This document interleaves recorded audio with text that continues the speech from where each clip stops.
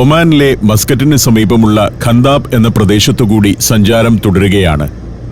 കടലും മലയും സംഗമിക്കുന്ന ഒരു പ്രദേശം. ഇവിടെ ഷാൻഗ്രില്ലയുടെ വലിയൊരു ഹോട്ടൽ കോംപ്ലക്സ് ഉണ്ട്. Barr Al Jissah resort and spa Shangri-La എന്നാണ് അതറിയപ്പെടുന്നത്. 3 വമ്പൻ ഹോട്ടലുകളുടെ ഒരു കോംപ്ലക്സ്.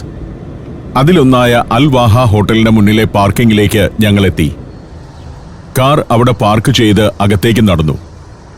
അൽ വാഹ മാത്രമല്ല, അൽ ബന്ദർ, അൽ ഹൂസാൻ എന്നീ 2 ഹോട്ടലുകൾ കൂടി ഈ കോംപ്ലക്സിലുണ്ട്. അൽ വാഹയുടെ റിസപ്ഷനിൽ നിന്ന് താഴേക്കിറങ്ങി ഞങ്ങൾ പൂളിന്റെ സമീപത്തേക്കെത്തി. ഇപ്പോൾ ഇവിടെയൊക്കെ ആളുകൾ പൊതുവെ കുറവാണ്. സമ്മർ സീസൺ ആയതുകൊണ്ടാണ്. അവിടെവിടെയായി കുറച്ചാളുകളെയേ കാണുന്നുള്ളൂ. നട്ടുച്ച നേരമാണ്. പൂളിന്റെ കരയിലോ കോമ്പൗണ്ടിലോ ഒന്നും അധികം ആളുകളെ കാണുന്നില്ല. വമ്പനൊരു ഹോട്ടൽ കോംപ്ലക്സ് ആണിത്. കടൽ തീരം വരെ അതങ്ങനെ വ്യാപിച്ചു കിടക്കുകയാണ്. ചുറ്റോടു ചുറ്റും കെട്ടിടങ്ങളും നടുവിൽ ഒരു വമ്പൻ പൂളും. ഹോട്ടലിന് പശ്ചാത്തലമൊരുക്കിക്കൊണ്ട് പിന്നിൽ വരണ്ട മലനിരകൾ. അതിമനോഹരമായ ഒരു സ്ഥലമാണ്. ഞാൻ അതിലൂടെ ഒന്ന് നടന്നു. സ്വീറ്റുകൾ ഉൾപ്പെടെ 302 മുറികളുണ്ട് അൽ വാഹ ഹോട്ടലിൽ. അതിവിപുലമായ സൗകര്യങ്ങളാണ് ഈ ഹോട്ടലിൽ ഒരുക്കിയിരിക്കുന്നത്. Kids club, baby sitting service, adventure play area, multiple pools, spa, poolside bar, വിവിധ വിഭാഗത്തിലുള്ള റെസ്റ്റോറന്റുകൾ, hydro pool, stream room, ice fountain, billiards room, snooker, air hockey സൗകര്യമുള്ള ഗെയിം സോൺ എന്നിങ്ങനെ നിരവധിയായ സംവിധാനങ്ങൾ. ടൂറിസത്തിന്റെ ഓഫ് സീസണായ സമ്മറിൽ 17,000 മുതൽ 25,000 വരെയാണ് ഇവിടെ ഒരു രാത്രിയുടെ മുറിവാടക. വിന്ററിൽ അത് 28,000 മുതൽ 62,000 വരെയായി ഉയരും. പ്രൈവറ്റ് റിസോർട്ടുകൾ ഏതു നാട്ടിലും വരണ്ടുണങ്ങിയ മരുഭൂമിയെപ്പോലും മരുപ്പച്ചയാക്കി കണ്ണിന് കുളിർമ പകരുന്ന പ്രദേശമാക്കി മാറ്റുന്നതിന്റെ ഉദാഹരണമാണിത്. എപ്പോഴും ശുദ്ധജലമൊഴുകുന്ന ഒരു നദി പോലും ഇവിടെ കൃത്രിമമായി സൃഷ്ടിച്ചിട്ടുണ്ട്. ഇത്തരത്തിൽ നിരവധി ജലാശയങ്ങളുണ്ട് ഇവിടെ. ഇതൊരു ചെറിയ നദിയാണ്. സമതലത്തിൽ യന്ത്രസഹായത്താൽ ജലം പമ്പ് ചെയ്തൊഴുക്കുന്ന നദി. 1/2 കിലോമീറ്ററാണ് ഇതിന്റെ നീളം. ലേസി റിവർ എന്ന് വിശേഷണമുള്ള ഇതിൽ ഗസ്റ്റുകൾക്ക് നീന്തുകയോ സിം ട്യൂബ് അണിഞ്ഞ് ഒഴുകി നീങ്ങുകയോ ചെയ്യാം. ഒരു ഭാഗം ബീച്ചാണ്. വിശാലമായ ഒരു ബീച്ച്. അവിടെ നിവർത്തിവെച്ച കുടകളും ബീച്ച് ചെയറുകളും. വിന്ററിൽ അവിടെയൊക്കെ നിറയെ ആളുകളായിരിക്കും. ഇളം നീല നിറമുള്ള കടൽ. അടി കാണാവുന്ന തെളിഞ്ഞ ജലമാണ്. അങ്ങേയറ്റത്ത് കാണുന്നത് ഷാൻഗ്രില്ലയുടെ മറ്റൊരു ഹോട്ടലായ അൽ ബന്ദറാണ്. ഞാൻ ആ മനോഹര പ്രദേശത്തെ പശ്ചാത്തലമാക്കി എൻ്റെ ഒരു സെൽഫി എടുത്തു വെച്ചു. മുകേഷ് അംബാനിയുടെ മകൻ അനന്ത് അംബാനിയുടെ വിവാഹത്തിന് മുന്നോടിയായുള്ള ചില ചടങ്ങുകളും ആഘോഷങ്ങളുമൊക്കെ നടന്നത് ഇവിടെയായിരുന്നു. അന്ന് ഇന്ത്യയിൽ നിന്നും മറ്റു പല രാജ്യങ്ങളിൽ നിന്നും എത്തിയ അതിഥികളെ താമസിപ്പിച്ചിരുന്നതും ഇവിടെയാണ്. അത്തരത്തിൽ വമ്പൻ കോടീശ്വരന്മാരുടെ ചടങ്ങുകൾക്കെത്തുന്നവർ മാത്രമല്ല, സർക്കാരിന്റെ അതിഥികളും വൻകിട കമ്പനികളുടെ ക്ഷണിതാക്കളുമെല്ലാം ഇവിടെ താമസിക്കാറുണ്ട്. പബ്ലിക്കിന്റെ വലിയ ശല്യമില്ലാതെ വന്ന് താമസിക്കാവുന്ന ഇടമെന്ന നിലയിൽ സെലിബ്രിറ്റികളും ഒഴിവുകാലം ചെലവഴിക്കാൻ തിരഞ്ഞെടുക്കുന്ന ഒരിടമാണിത്. നാട്ടുകാരുടെ ഒരു ഉപദ്രവവും ഇവിടെ ഉണ്ടാവില്ലല്ലോ. വിമാനത്താവളത്തിലിറങ്ങി നേരെ ഇങ്ങോട്ട് വന്നാൽ ആരുമറിയാതെ ദിവസങ്ങളോളം ഇവിടെ താമസിക്കാം. ഇന്നത്തെ കാലത്ത് പ്രൈവസി വലിയൊരു കാര്യമാണ്. സെൽഫി എടുക്കാൻ ആളുകൾ ഇടിച്ചു കയറുന്നത് പതിവായി തീരുമ്പോൾ സെലിബ്രിറ്റികൾക്ക് അതൊരു ഉപദ്രവമായി മാറും. അതുകൊണ്ടുകൂടിയാണ് സെലിബ്രിറ്റികൾ ഇത്തരം സ്ഥലങ്ങൾ തിരഞ്ഞെടുക്കുന്നത്. മറ്റുള്ളവരുടെ വലിയ ഉപദ്രവമോ ശല്യമോ ഇല്ലാത്ത ഒറ്റപ്പെട്ട സ്ഥലങ്ങളാണ് അവർക്കിഷ്ടം. ഡോക്ടർ യൂസഫ് കാറെടുത്തു. ഞങ്ങൾ അവിടെ നിന്നും മടങ്ങുകയാണ്. ഇവിടേക്ക് വന്ന ടണലിലൂടെ കടന്നു തന്നെ വേണം പോകാൻ. ഈ ടണലാണ് ഇവിടുത്തെ 2-3 ഹോട്ടലുകളെ തമ്മിൽ കണക്ട് ചെയ്യുന്നത്. ഷാൻഗ്രില്ലയുടെ 3 ഹോട്ടലുകൾ ഉൾപ്പെട്ട Shangri-La Barr Al Jissah resort and spa തന്നെയാണ് ഈ ഖന്താബ് ഏരിയയിലെ പ്രധാന പ്രോപ്പർട്ടി. മറ്റൊന്ന് റിറ്റ്സ് കാൾട്ടന്റെ അൽ ബുസ്താൻ പാലസ് ആണ്. ഖന്താബ് ബീച്ച് നീളമേറിയ ഒരു മണൽ തീരമാണ്. അതിനു സമീപം ചുരുങ്ങിയത് 66 ഹോട്ടലുകളെങ്കിലും പ്രവർത്തിക്കുന്നുണ്ടെന്നാണ് കണക്ക്. പല ഹോട്ടലുകളിലും വർഷത്തിൽ 3-4 മാസം അതിഥികൾ എത്താറേയില്ല. ചിലതാകട്ടെ സമ്മറിൽ അടച്ചിടുകയും ചെയ്യും. എന്നാൽ വിന്ററിൽ ഹോട്ടലുകളെല്ലാം നിറഞ്ഞു കവിയും. വളരെ നേരത്തെ തന്നെ വിന്ററിലേക്കുള്ള ബുക്കിംഗ് പൂർത്തിയാവുന്നതാണ് പതിവ്. ഹോട്ടലുകൾ മാത്രമല്ല, ധാരാളം ലക്ഷറി വില്ല പ്രോജക്റ്റുകളും ഇവിടെ വന്നിട്ടുണ്ട്. 2000 ആണ്ടിന് ശേഷമാണ് ഈ പ്രദേശം വലിയൊരു സുഖവാസ കേന്ദ്രമായി വികസിപ്പിച്ചു തുടങ്ങിയത്. അതുവരെ പ്രദേശവാസികൾക്കും മസ്കറ്റിൽ ജോലി ചെയ്യുന്ന ഇന്ത്യക്കാർ ഉൾപ്പെടെയുള്ള സാധാരണക്കാർക്കുമെല്ലാം യഥേഷ്ടം പ്രവേശിക്കാവുന്ന ബീച്ചായിരുന്നു ഖന്താബിലേത്. 2011 ആയപ്പോഴേക്കും ബീച്ചിലേക്കുള്ള പൊതുജന പ്രവേശനം ഏതാണ്ട് അവസാനിച്ചു. ബീച്ചിന്റെ മിക്ക ഭാഗവും സ്വകാര്യ റിസോർട്ടുകളുടെ അധീനതയിലായി മാറിയതുകൊണ്ടാണത്. നേരത്തെ ഞാൻ മസ്കറ്റ് ഓപ്പറ ഹൗസിൽ വെച്ച് ദാർ ഗ്ലോബൽ എന്ന റിയൽ എസ്റ്റേറ്റ് കമ്പനിയും ട്രംപ് ഇന്റർനാഷണലും ചേർന്ന് നടപ്പാക്കുന്ന ഒരു വൻകിട റെസിഡൻഷ്യൽ പ്രോജക്റ്റിന്റെ ഡെമോൺസ്ട്രേഷൻ കണ്ടിരുന്നു. അത്തരം പ്രോജക്റ്റുകളൊക്കെ വരുന്നത് ഇങ്ങനെയുള്ള സ്ഥലങ്ങളിലാണ്. ഇതുപോലെയുള്ള മലകളിൽ അതിനെ ലാൻഡ്സ്കേപ്പ് ചെയ്ത് പച്ചപ്പൊക്കെ വളർത്തി അവിടം വലിയ റിസോർട്ടുകളാക്കി മാറ്റുന്നു.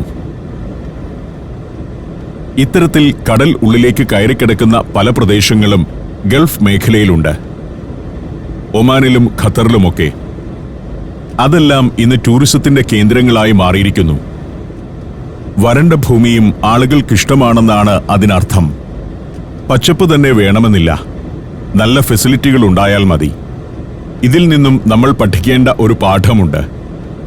പച്ചപ്പുള്ളതുകൊണ്ട് കേരളത്തിൽ ടൂറിസ്റ്റ് വരണമെന്നില്ല. ടൂറിസ്റ്റുകൾക്ക് വന്ന് താമസിക്കാൻ കഴിയുന്ന 5 സ്റ്റാർ നിലവാരമുള്ള പ്രോപ്പർട്ടികൾ മുതൽ ഹോം സ്റ്റേകൾ വരെ ഉണ്ടാകേണ്ടതുണ്ട്. ഇനി ഞങ്ങൾ ചെല്ലുന്നത് മസ്കറ്റ് ഹിൽസ് എന്ന ഒരു ഭാഗത്തേക്കാണ്. മറ്റൊരു വമ്പൻ റിസോർട്ടാണ് മസ്കറ്റ് ഹിൽസ്. ഇവിടെ ഹോട്ടലുകളും റിസോർട്ടുകളുമല്ലാതെ തദ്ദേശീയരുടെ ഒരു ഗ്രാമമുണ്ട്. കടൽ തീരത്ത് നിന്ന് കുടിയൊഴിപ്പിക്കപ്പെട്ടവരുടെ ഗ്രാമം. മലയുടെ മുകളിലൂടെയാണ് ഇനിയുള്ള യാത്ര. ഈ വഴിയിലൂടെ സഞ്ചരിക്കുമ്പോൾ ഞാൻ ചിന്തിക്കുന്ന മറ്റൊരു കാര്യമുണ്ട്. ഒമാനിലൊക്കെ ഇത്തരം മലമുകളിലൂടെ റോഡ് പണിയാനുള്ള ബുദ്ധിമുട്ടിനെക്കുറിച്ചാണത്. പരുക്കൻ പാറക്കെട്ടുകൾ തകർത്തും അരിഞ്ഞിറക്കിയും വേണമല്ലോ ഇത് നിർമ്മിക്കാൻ. ഭൂപ്രദേശത്തിന്റെ സ്വഭാവവുമായി യാതൊരു ബന്ധവുമില്ലാത്ത വിധത്തിലാണ് റോഡ് കിടക്കുന്നത്. അതങ്ങനെ നേർരേഖ പോലെ കിടക്കുന്നു. വലിയ കയറ്റിറക്കങ്ങളില്ല, കൊടും വളവുകളും തിരിവുകളുമില്ല. പർവ്വതത്തിന്റെ കാഠിന്യത്തെ വെട്ടിയൊരുക്കി ഈ വിധം വരുതിയിലാക്കിയതിൽ ഗൾഫാർ പോലുള്ള കമ്പനികൾ വലിയ പങ്ക് വഹിച്ചിട്ടുണ്ട്. മസ്കറ്റിൽ നിന്ന് സൂർ എന്ന പട്ടണത്തിലേക്ക് ഞങ്ങൾ കഴിഞ്ഞ രാത്രിയിൽ വന്നത് ഇത്തരത്തിലുള്ള ഒരു പാതയിലൂടെയാണ്. 2 വശവും മലകൾ ഉയർന്നു നിൽക്കുന്ന പാത. മലകളെ അരിഞ്ഞിറക്കി തന്നെയാണ് അത് പണിതിരിക്കുന്നത്. ഇങ്ങനെയുള്ള സൗകര്യപ്രദമായ പാതകൾ ഒമാനിൽ വന്നതിനു പിന്നിൽ ധാരാളം മലയാളികളുടെ അധ്വാനമുണ്ട്. ഇപ്പോൾ ധാരാളം വീടുകളുള്ള ഒരു പ്രദേശത്തേക്ക് എത്തിയിരിക്കുന്നു. ഇതാണ് ഞങ്ങൾ തേടി വന്ന ഗ്രാമം. ഇവിടെ ഇങ്ങനെ ഒരു ഗ്രാമം വരാൻ കാരണമുണ്ട്. ഇറ്റി എന്ന സ്ഥലത്ത് ചില വൻകിട പ്രോജക്റ്റുകൾ വരികയാണ്. ഒരു കടൽത്തീര ഗ്രാമമാണ് ഇറ്റി. അവിടെ നിന്നും കുടിയൊഴിപ്പിച്ചവരെ പുനരധിവസിപ്പിച്ചിരിക്കുന്ന പ്രദേശമാണിത്. ഓരോ കുടുംബത്തിനും ഓരോ പ്രൈവറ്റ് വില്ലകൾ പണിതു കൊടുത്തിരിക്കുന്നു. ചെറിയൊരു ടൗൺഷിപ്പ് തന്നെ. അവർ താമസിച്ചിരുന്ന സ്ഥലത്തുണ്ടായിരുന്ന തരത്തിൽ പള്ളികൾ, സൂപ്പർ മാർക്കറ്റുകൾ, ലോണ്ട്രി എന്നിങ്ങനെ എല്ലാം ഇവിടെ സജ്ജീകരിച്ചിട്ടുണ്ട്. അതായത് കടൽ തീരത്തുണ്ടായിരുന്ന ഒരു ഗ്രാമത്തെ അവിടെ നിന്ന് ഈ മലമുകളിലേക്ക് പറിച്ചു നട്ടിരിക്കുന്നു. ഇറ്റിയിൽ മലയുടെ താഴ്വാരത്ത് ഒരു വാദിയുടെ സമീപമായിരുന്നു ഇവിടെയുള്ളവർ മുൻപ് വസിച്ചിരുന്നത്. ധാരാളം മരങ്ങളൊക്കെയുള്ള പച്ചപ്പുള്ള മലയുടെ നിഴൽ പതിക്കുന്ന ഒരു പ്രദേശമായിരുന്നു അത്. എന്നാൽ ഇവിടെ മലയുടെ മുകളിൽ നല്ല വെയിൽ കൊള്ളുന്നിടത്താണെന്നതാണ് വ്യത്യാസം. ഇത്തരം കുടിയൊഴിപ്പിക്കലും പുനരധിവാസവുമൊക്കെ നമ്മുടെ നാട്ടിലാണെങ്കിൽ വലിയ പ്രതിഷേധമുണ്ടാകും. ആളുകൾ ഇവിടേക്ക് മാറിക്കൊള്ളണമെന്നില്ല. അതാണ് നമ്മുടെ നാടും ഈ നാടും തമ്മിലുള്ള വ്യത്യാസം. ഇവിടെ ഗവൺമെന്റ് ഒരു വില്ലേജ് പണിത് ആളുകളോട് നിങ്ങൾ ഇനി ഇവിടെയാണ് താമസിക്കേണ്ടത് എന്ന് പറഞ്ഞാൽ അവർ താമസിച്ചേ പറ്റൂ. സുൽത്താൻ ഭരണം നടക്കുന്നിടത്ത് അതേ സാധ്യമാകൂ. അതുകൊണ്ട് ദോഷവും ഗുണവുമുണ്ട്.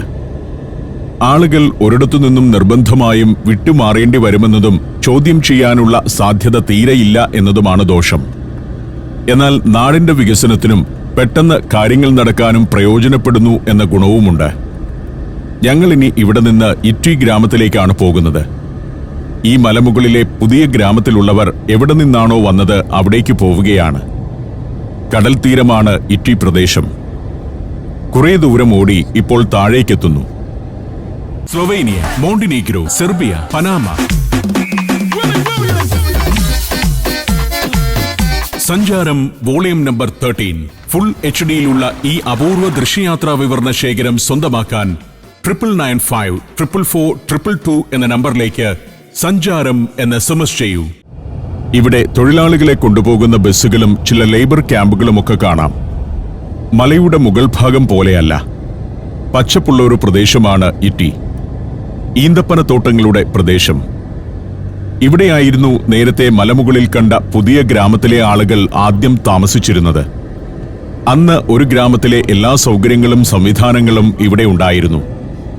അമേരിക്കയിലൊക്കെ ഉള്ളതുപോലെ തന്നെയാണ്. ഒരു നീളൻ കെട്ടിടത്തിൽ ഗ്രാമത്തിലെ ആളുകൾക്കുള്ള സൂപ്പർ മാർക്കറ്റ്, ബാർബർ ഷോപ്പ്, ഇറച്ചിക്കട, തുണി അലക്ക് കേന്ദ്രം എന്നിങ്ങനെ സർവ്വതുമുണ്ടാകും.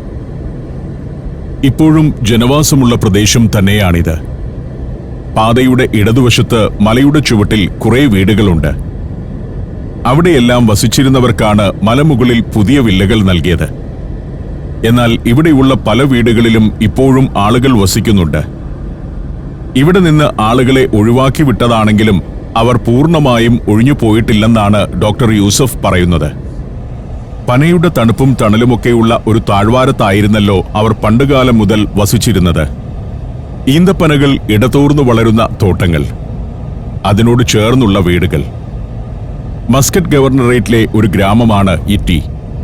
ഇറ്റിയുടെ തീരഭാഗങ്ങൾ മനോഹരമായ ക്ലിഫുകൾ കൊണ്ടും റോക്ക് ഫോർമേഷനുകൾ കൊണ്ടും പണ്ടുമുതലേ വളരെ പ്രശസ്തമാണ്.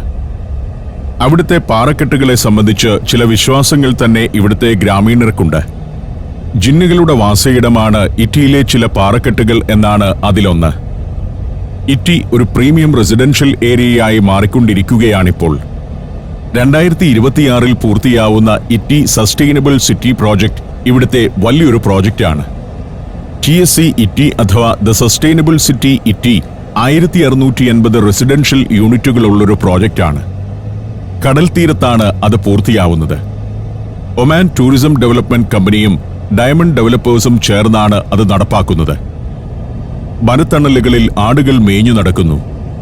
ഇവിടെ ഇപ്പോഴും ആട് വളർത്തി ജീവിക്കുന്ന ധാരാളം ഗ്രാമീണരുണ്ടെന്ന് മനസ്സിലായി. മസ്കറ്റ് നഗരത്തിന്റെ പൊലിമയൊന്നുമില്ലാത്ത ഗ്രാമമാണ്. തകരം കൊണ്ട് വേലികെട്ടിയ കൃഷിയിടങ്ങൾ, അതിനകത്ത് ഈന്തപ്പനകൾ അങ്ങനെ വളർന്നു നിൽക്കുന്നു. ഈ പ്രദേശത്തിനൊക്കെ കാൽപ്പനികമായൊരു ഛായയുണ്ട്. ഒരു സിനിമയ്ക്ക് പറ്റിയ ലൊക്കേഷൻ പോലെ തോന്നും. മരത്തണലിലെല്ലാം ആടുകളുണ്ട്. ചെറിയ പുരയിടങ്ങൾ, വെളിം പ്രദേശങ്ങൾ. ഈ പ്രദേശത്തിന് കാൽപ്പനികമായ ഭാവം നൽകുന്നത് പിന്നിൽ കാണുന്ന മലകൾ കൂടിയാണ്. മറ്റേതോ ഒരു ലോകത്തെത്തിയതുപോലെയുണ്ട്. മരുഭൂരാജ്യമാണെങ്കിലും ഒമാന്റെ ഓരോ പ്രദേശത്തിനും ഒരു ക്യാരക്ടറുണ്ട്. വീടുകളുടെ സ്വഭാവത്തിന്, പ്രകൃതിയുടെ കാഴ്ചയ്ക്ക് എല്ലാം പ്രത്യേക ഭാവങ്ങൾ. ഇതെല്ലാം സാധാരണ ജീവിതം പുലരുന്ന ഗ്രാമങ്ങൾ തന്നെയാണ്. വ്യത്യസ്തതയുള്ള ഗ്രാമങ്ങൾ. അതിന് പശ്ചാത്തലമൊരുക്കി ഒരു കർട്ടനിട്ട പോലെ അടുക്കുപാറകളുടെ മലകൾ. കൊടും ചൂടുള്ള കാലമായതിനാലാണ് ഈ സമയത്ത് ഇവിടെ പുറത്തൊന്നും ആരെയും കാണാത്തത്. വൈകുന്നേരമായാൽ ഈ തെരുവിലെല്ലാം ആളുകളുണ്ടാവും. വിന്ററിലായിരുന്നു ഇവിടെ വരേണ്ടിയിരുന്നതെന്ന് എനിക്കറിയാം. പക്ഷെ വേറെ മാർഗമില്ല. വീടുകൾക്കെല്ലാം തനി ഗ്രാമ്യഭാവം. അതുകൊണ്ട് അവിടെ വസിക്കുന്ന ആളുകൾ ദരിദ്രരാവണമെന്നില്ല. നിരന്ന മൈതാനങ്ങൾ. അതീവ രസകരമാണ് ഈ ഗ്രാമക്കാഴ്ചകൾ. ഞാൻ കുറെ നേരം അത് ഷൂട്ട് ചെയ്തുകൊണ്ടിരുന്നു. വ്യത്യസ്തമായ ഒരു സിനിമയ്ക്ക് ലൊക്കേഷൻ ആക്കാവുന്ന ഒരു സ്ഥലം. തൊഴിലാളികളെ കൊണ്ടുവരുന്ന ബസ്സുകൾ, ടിപ്പർ ലോറികൾ, ഈന്തപ്പനത്തോട്ടങ്ങൾ പലയിടത്തും കാണാം. ഇതൊരു കടൽ തീര പ്രദേശമാണ്. വലിയൊരു പ്രോജക്റ്റിന്റെ പണി നടക്കുകയായതുകൊണ്ട് ഞങ്ങൾക്ക് കടൽക്കരയിലേക്ക് പോകാനായില്ല എന്നേ ഉള്ളൂ. കൺസ്ട്രക്ഷൻ യാർഡിലേക്ക് പുറത്തുനിന്നു വരുന്നവരെ കടത്തിവിടില്ല. അതുകൊണ്ട് ഞങ്ങൾ വന്ന വഴിയെ മടങ്ങുകയാണിപ്പോൾ. തിരികെ ഹൈവേയിലേക്ക് വന്നു കയറി. ഇനി മസ്കറ്റ് ഭാഗത്തേക്ക് മടങ്ങുകയാണ്. ഇങ്ങനെയാണ് ഒമാന്റെ ഭൂപ്രകൃതി. ഒരു ഭാഗം നിരന്ന മരുഭൂമിയാണെങ്കിൽ മറ്റൊരു ഭാഗം മലനിരകളാണ്. ഇങ്ങനെയുള്ള ഭാഗങ്ങളിൽ ഓരോ മലയെയും പിളർന്നു വേണം റോഡ് നിർമ്മിക്കാൻ. നല്ല പാതകൾ, അതിലൂടെ കടന്നുവരുന്ന വാഹനങ്ങൾ, ഇതെല്ലാം കൂടി ചേരുമ്പോൾ ഇത്തരം മരുഭൂരാജ്യങ്ങൾക്കെല്ലാം ഒരു പ്രത്യേക ചന്തമുണ്ട്. സ്ഥിരമായി താമസിക്കുന്നവർക്ക് ഇത് ആകർഷകമാവണമെന്നില്ല. എന്നാൽ സഞ്ചാരികൾക്ക് ഇതെല്ലാം വ്യത്യസ്തമായ കാഴ്ചയാണ്. അതുകൊണ്ട് തന്നെ ടൂറിസത്തിൽ അനന്തമായ സാധ്യതകളുള്ള പ്രദേശമായി ഇത് മാറുന്നു. ജുമൈറ മസ്കറ്റ് ബേ എന്ന വലിയൊരു പ്രോജക്റ്റിന്റെ സമീപത്തേക്ക് എത്തിയിരിക്കുന്നു ഞങ്ങൾ. ഒരു പ്രീമിയം 5 സ്റ്റാർ റിസോർട്ട് ഡെവലപ്മെന്റ് പ്രോജക്റ്റാണ് ജുമൈറ മസ്കറ്റ് ബേ. 22 ലക്ഷം ചതുരശ്ര മീറ്റർ പ്രദേശത്ത് വ്യാപിച്ചു നിൽക്കുന്ന ഒരു പ്രോജക്റ്റ്. അതിന്റെ ഒരു എൻട്രൻസ് ആണ് ഇത്. 2017 പ്രവർത്തനം ആരംഭിച്ച പ്രോജക്റ്റാണത്. ഇതാണ് ഒമാനിലെ പാതകളുടെ ഒരു പൊതു സ്വഭാവം. മലമടക്കുകളിലൂടെയുള്ള ഹൈവേ, അത് കടന്നു പോകുന്ന രീതി, അതിലൂടെ വാഹനങ്ങൾ ഒഴുകി നീങ്ങുന്ന കാഴ്ച, ഇതൊക്കെ എത്ര കണ്ടാലാണ് മടുക്കുക. എനിക്ക് വലിയ ഇഷ്ടമാണ് ഇത്തരം കാഴ്ചകൾ കണ്ടുകൊണ്ടിരിക്കാൻ. പല തട്ടുകളിലായുള്ള പാതകൾ, മലയുടെ താഴ്വാരത്തെ ജംഗ്ഷനുകൾ, പാതയ്ക്ക് സംരക്ഷണം ഒരുക്കുന്നതുപോലെ മലമടക്കുകൾ. വ്യത്യസ്തവും കൗതുകകരവുമായ കാഴ്ച തന്നെയാണ് പലപ്പോഴും ഇത്. ഇവിടെ വെച്ച് ഞങ്ങൾ മറ്റൊരു റൂട്ടിലേക്ക് തിരിഞ്ഞു. സിഗ്നലോ കാത്തുനിൽപ്പോ ഒന്നുമില്ല. ഒരു പാതയിലൂടെ തിരിഞ്ഞ് അണ്ടർപാസിലൂടെ കടന്ന് വീണ്ടും തലയ്ക്ക് മുകളിലുള്ള റോഡിലേക്ക് വന്ന് കയറും. പ്രധാന ഹൈവേയിലേക്ക് കയറാനാണ് ഞങ്ങൾ പോകുന്നത്. ഒടുവിൽ ഞങ്ങൾ മസ്കറ്റ് നഗരത്തിന്റെ പ്രാന്തഭാഗത്തേക്കെത്തി. രാജ്യതലസ്ഥാനം എന്നതു മാത്രമല്ല ഈ നഗരത്തിന്റെ പ്രാധാന്യം. രാജ്യത്തെ പ്രമുഖമായ ബാങ്കുകളുടെയും വാണിജ്യ കമ്പനികളുടെയും എല്ലാം ആസ്ഥാനം ഈ നഗരത്തിലാണ്. ബാങ്കിംഗ് രംഗത്ത് bank Muscat, Zohar international bank തുടങ്ങിയവ. ടെലികോം രംഗത്ത് ഒമാൻ ടെൽ, എണ്ണ പ്രകൃതിവാതക വ്യാപാരത്തിൽ OQ gas network company, IT രംഗത്ത് Accenture, Wipro, IBM, tech Mahindra തുടങ്ങിയ കമ്പനികൾ, കൺസ്ട്രക്ഷൻ രംഗത്ത് ഗൾഫാർ, ലാർസൻ ആൻഡ് ടൂബ്രോ തുടങ്ങിയവ. ഇങ്ങനെ ഒമാന്റെ സാമ്പത്തിക രംഗത്തെ നിയന്ത്രിക്കുന്ന നിരവധി കമ്പനികളുടെ രാജ്യത്തെ പ്രധാന ഓഫീസുകൾ ഇവിടെയാണ്. ഈ കാണുന്ന നെസ്റ്റോ ഹൈപ്പർ മാർക്കറ്റൊക്കെ മലയാളിയുടെ സംരംഭമാണ്. മലയാളികളുടേതായി നിരവധി വൻകിട സംരംഭങ്ങൾ ഒമാനിൽ പ്രവർത്തിക്കുന്നുണ്ട്. Mark trading company, Alseer group, Alfaya markets എന്നിങ്ങനെ പല പല കമ്പനികൾ.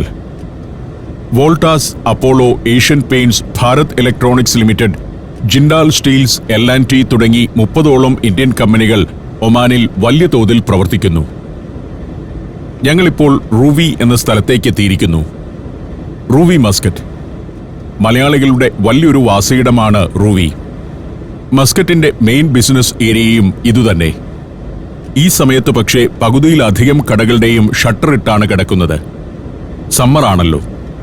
തലസ്ഥാന നഗരമാണെങ്കിലും ഉച്ചയ്ക്ക് 12 മണി മുതൽ വൈകിട്ട് 4 മണി വരെ ഇവിടുത്തെ മിക്ക കച്ചവട സ്ഥാപനങ്ങളും അടഞ്ഞുകിടക്കും. ഈ സമയത്ത് ആളുകൾ വീടുകളിൽ പോയി വിശ്രമിക്കുകയും ഉറങ്ങുകയും ഒക്കെയായിരിക്കും. 4 മണിക്ക് കടകൾ തുറന്നാലാകട്ടെ അവ പാതിരാത്രി വരെയും പ്രവർത്തിക്കുകയും ചെയ്യും. ആ സമയത്താണ് വീടുകളിൽ നിന്ന് ആളുകൾ ഷോപ്പിങ്ങിനും മറ്റും ഇറങ്ങുക. ഗൾഫിൽ പോയിട്ടില്ലാത്ത മലയാളികൾക്ക് ഇവിടെ ആദ്യമെത്തുമ്പോൾ ഇതൊരു വിചിത്രമായ അനുഭവമായിരിക്കും. വേനൽക്കാലത്ത് എല്ലാ ദിവസവും ഉച്ചനേരത്ത് കടകൾ ഷട്ടറിട്ട് കിടക്കും. ആശുപത്രിയും സ്കൂളും ഓഫീസും പോലുള്ള എയർ കണ്ടീഷൻഡ് സൗകര്യങ്ങളിലുള്ള സ്ഥാപനങ്ങളെല്ലാം തുറന്നു പ്രവർത്തിക്കുന്നുണ്ടാവും. സാധാരണ കച്ചവട സ്ഥാപനങ്ങളും മാർക്കറ്റുകളും കൺസ്ട്രക്ഷൻ സൈറ്റുകൾ പോലും വെയിലാറും വരെ പ്രവർത്തിക്കില്ല. ഇപ്പോൾ ഞങ്ങൾ അൽ ഹംറിയ എന്നൊരു പ്രദേശത്തേക്ക് എത്തിയിരിക്കുന്നു. അൽ ഹംറിയയെ മലബാറി പ്രദേശമെന്നാണ് വണ്ടി ഓടിച്ചുകൊണ്ടിരിക്കുന്ന ഡോക്ടർ യൂസഫ് വിശേഷിപ്പിക്കുന്നത്. മലയാളികൾ ധാരാളമുള്ള പ്രദേശമാണത്രേ. ഈ നാട്ടുകാരെല്ലാം ഈ പ്രദേശത്തെ വിശേഷിപ്പിക്കുന്നത് മലബാറി ഏരിയ എന്നാണ്.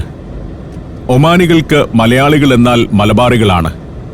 കേരളത്തിന്റെ വിവിധ ഭാഗങ്ങളിൽ നിന്നുള്ള മലയാളികൾ ധാരാളമായി ഒമാനിലുണ്ടെന്നത് വേറെ കാര്യം. ഇപ്പോൾ കടന്നുപോകുന്ന പ്രദേശങ്ങളെല്ലാം കാർ ഷോറൂമുകളുടേതാണ്. ഓട്ടോമൊബൈലുമായി ബന്ധപ്പെട്ട നിരവധി സ്ഥാപനങ്ങളും ഇവിടെയുണ്ട്. ടയർ കടകൾ മുതൽ സ്പെയർ പാർട്സ് കടകൾ വരെ. സൗത്ത് ബഹ്വാൻ എന്ന ടൊയോട്ടയുടെ മിഡിൽ ഈസ്റ്റിലെ ഏറ്റവും വലിയ ഡീലറുടെ ഷോറൂമാണ് ഇത്. ഇവർക്ക് ഈ നഗരത്തിൽ തന്നെ പല ഷോറൂമുകളുണ്ട്. അതിൽ പ്രധാനപ്പെട്ടത് ഇതാണ്: ടൊയോട്ടയുടെ വിവിധ കാറുകളും ലെക്സസ് കാറുകളുമൊക്കെ വിൽക്കുന്ന ഷോറൂം. വേറെയും കാർ ബ്രാൻഡുകളുടെ ഷോറൂമുകളുണ്ട്. ആഡംബര കാറുകൾ മുതൽ സാധാരണക്കാർക്കുള്ള വില കുറഞ്ഞ കാറുകൾ വരെ വിൽക്കുന്ന സ്ഥാപനങ്ങൾ ഈ ഭാഗത്തുണ്ട്. അവിടവും പിന്നിട്ട് ഞങ്ങൾ മുന്നോട്ടു പോവുകയാണ്. സർക്കാരിന്റെ നിരവധിയായ സ്ഥാപനങ്ങളും ഓഫീസുകളുമൊക്കെ പാതയോരത്ത് കാണാം. ഇവിടെ പലയിടത്തും കാറുകൾ പാർക്ക് ചെയ്യുന്നിടത്ത് റൂഫുണ്ടാകും. വേനൽക്കാലത്ത് കാറുകൾ ചുട്ടുപഴുത്തു പോകുമല്ലോ. അക്കാണുന്നത് ഒരു ഫൗണ്ടനാണ്, ആർച്ചസ് ഫൗണ്ടൻ. ഞങ്ങൾ ആ ഉദ്യാനത്തെയും ആർച്ചസ് ഫൗണ്ടനെയും ഒന്ന് ചുറ്റിക്കടന്നു പോവുകയാണ്. അങ്ങനെ കടന്നിപ്പോൾ മസ്കറ്റ് ഓപ്പറ ഹൗസിന്റെ പിൻഭാഗത്തേക്കാണ് എത്തിയിരിക്കുന്നത്. ഞാൻ നേരത്തെ സന്ദർശിച്ച ഓപ്പറ ഹൗസ്. കടലിനോട് ചേർന്ന ഒരു പ്രദേശമാണിത്.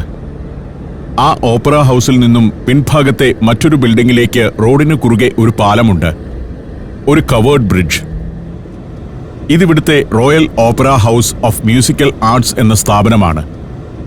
അതിലേക്കാണ് ഓപ്പറ ഹൗസിന്റെ മെയിൻ ബിൽഡിംഗിൽ നിന്നുള്ള പാലം വന്നു ചേരുന്നത്.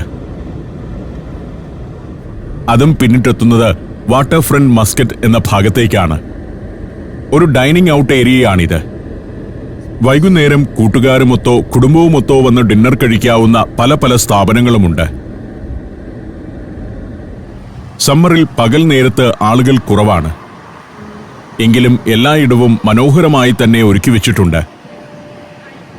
ദുബായിലും ദോഹയിലുമൊക്കെയുള്ള പോലെ തന്നെ ആഡംബരത്വമാർന്ന ഇത്തരം ഡൈനിങ് ഔട്ട് ഏരിയകൾ ഇവിടെ മസ്കറ്റിലുമുണ്ട്. ഖുനാഫത്ത് ജാദു എന്നൊരു റെസ്റ്റോറൻ്റാണിത്. കടൽ തീരത്ത് തന്നെയാണ് അതിൻ്റെ സ്ഥാനം. ഒരു ക്ലിഫിൽ അങ്ങനെ ഇരിക്കുന്നു. നല്ല ചൂടുള്ള സമയമായതുകൊണ്ട് ഞങ്ങൾ ഇവിടെ നിന്നും ഭക്ഷണം കഴിക്കുന്നില്ല. ഇവിടെ നിന്നാൽ കടൽ കാണാം. ആർത്തലയ്ക്കുന്ന തിരകളിലേക്ക് ഇറക്കി കെട്ടിവെച്ചിരിക്കുന്ന പടവുകൾ. സുന്ദരമായ ഒരു സ്ഥലം. കടലിന്റെ വിശാലത, നല്ല കടൽക്കാറ്റ്. വൈകുന്നേരം ഇവിടെ ഇരുന്നുള്ള ഭക്ഷണം കഴിക്കലൊക്കെ അതീവ രസകരമായിരിക്കും. ആ സമയമൊക്കെ ഇവിടം ലൈറ്റപ്പ് ചെയ്ത് വളരെ സുന്ദരമായിരിക്കുകയും ചെയ്യും. വിന്ററിലാണെങ്കിൽ ഇവിടെ ഇരുന്ന് ഭക്ഷണം കഴിക്കുന്നത് മറ്റൊരു അനുഭവം തന്നെ ആയിരിക്കുമെന്ന് ഉറപ്പ്. ഇത്തരത്തിൽ മനോഹരമാക്കിയിട്ട ധാരാളം പ്രൊമനേഡുകളും വാട്ടർ ഫ്രണ്ട് ഏരിയകളും മസ്കറ്റിന്റെ ഈ കിഴക്കൻ തീരഭാഗങ്ങളിൽ ധാരാളമായുണ്ട്. അവിടെ നിന്ന് വീണ്ടും ഞാൻ കാറിലേക്ക് ചെന്ന് കയറി. യാത്ര തുടരുകയാണ്. മസ്കറ്റിൽ ഇനിയും കൗതുകകരമായ കുറച്ചു കാഴ്ചകൾ കൂടിയുണ്ട്. അവിടെ കൂടി പോകണമെന്ന് ഡോക്ടർ യൂസഫും പറഞ്ഞിട്ടുണ്ട്. ആ കാഴ്ചകളിലേക്കാണ് ഇനി സഞ്ചാരം തുടരുന്നത്.